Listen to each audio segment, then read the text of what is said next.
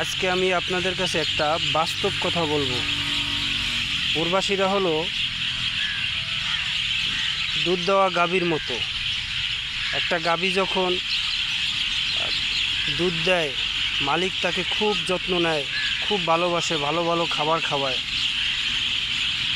এবং গাভী যখন দুধ দেওয়া বন্ধ করে দেয়, মালিক তখন ওই গাভীটাকে হয় বিক্রি করে দেয়, নয়তো জবাই করে দেয়।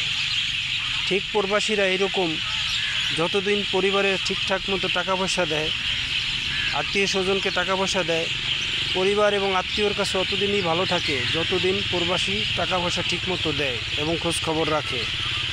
যখন টাকা পয়সা বন্ধ করে দেওয়া যায়, দেওয়া হয়, তখন এই প্রবাসীর খবর কেমন আছে, খেয়ে আছে না খেয়ে আছে, সুস্থ আছে না কেমন আছে, কেউ খবর লয় না। এমনকি পরিবার, আপনজন, আত্মীয় স্বজন কেউই নেয় না। এটাই বাস্তব। সত্যি কথা বলতে কি, যদি পর মানুষের দুঃখ দেয় সেই দুঃখ মেনে নেওয়া যায়, কিন্তু পরিবার বা আপনজন, আত্মীয় স্বজন দুঃখ দিলে সেই দুঃখ কিন্তু মেনে নেওয়া যায় না। এটাই বাস্তব।